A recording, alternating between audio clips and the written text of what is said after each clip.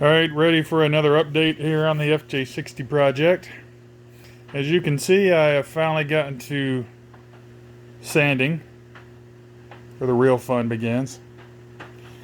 Sanding always turns up new and exciting surprises.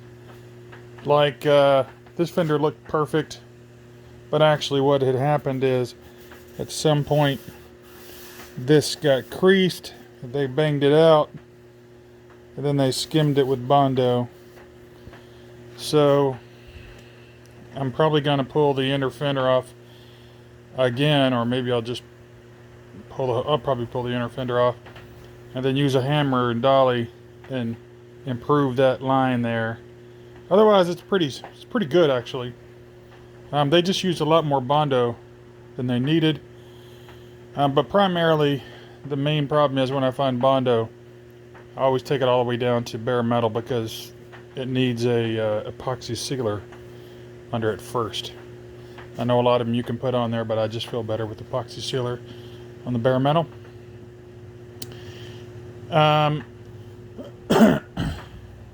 Bit dusty in here.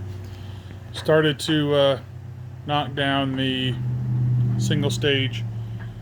This, by the way, I knew there had to be something with this because this had clear coat on it. Everything else is single stage. So I knew there was something going on here. The valence. The valence and that fender over there came off of a Pennsylvania truck, so I've got a bit of little, pock marks, and then the salt kind of gets under it. So I got to take most of this down to bare metal.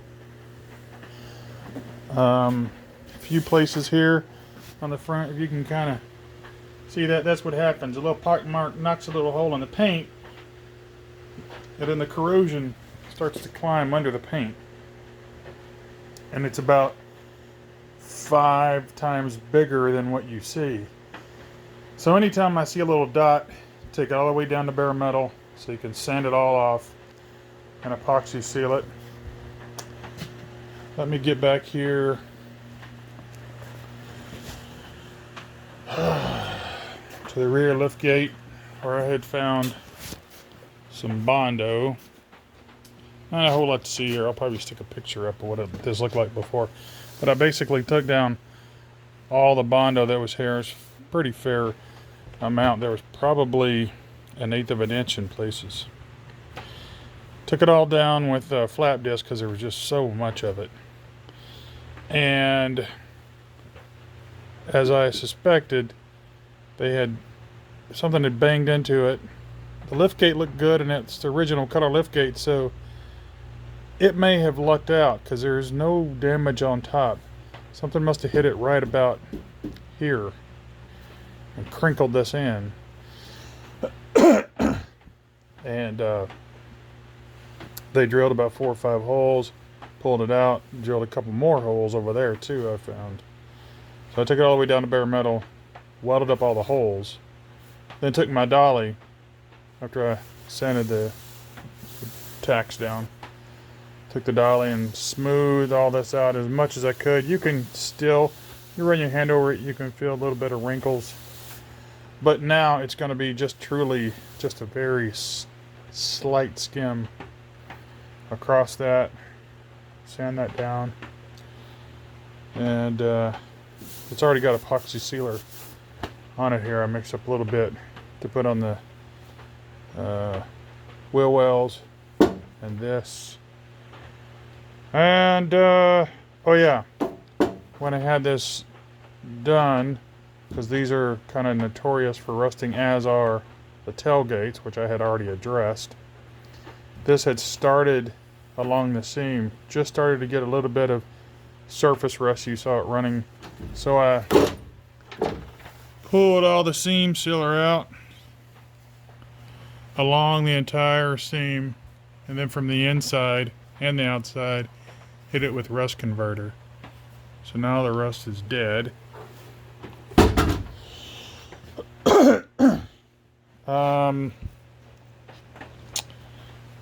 Another thing I did, I should have been more prepared here. Let me just put it on the floor. Let me.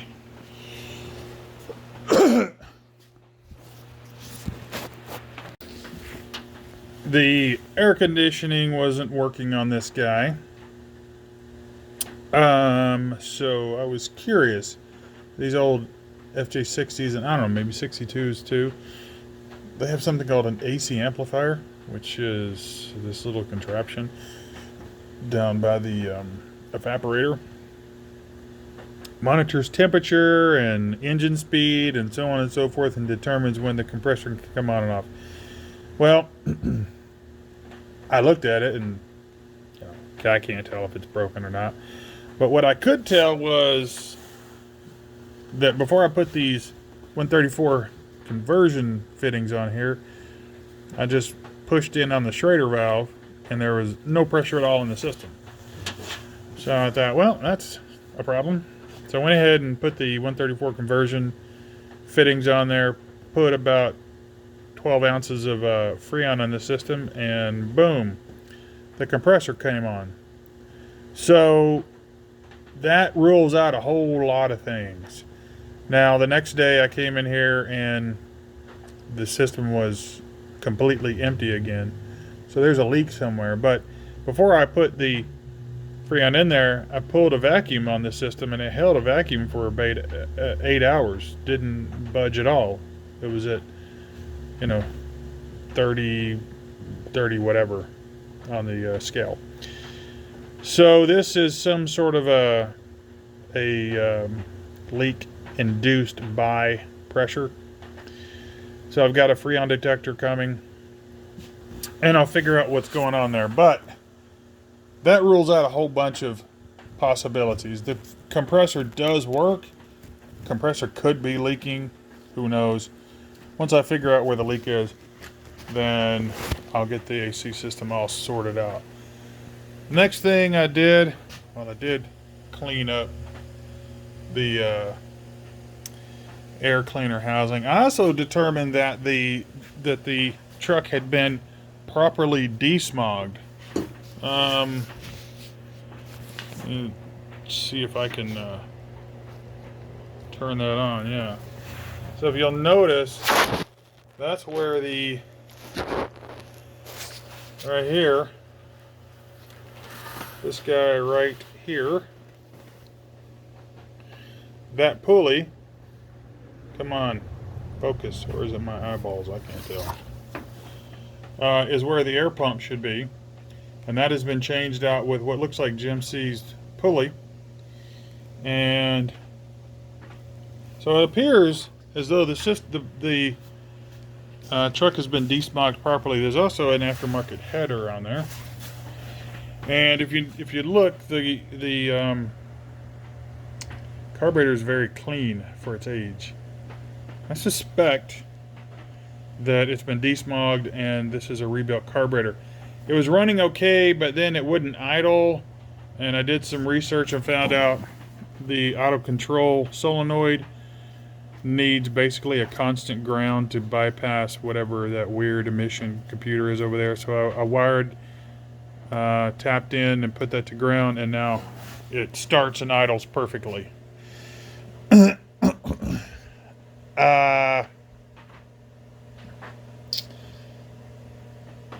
Yeah, so I think that's the meat and potatoes of it. So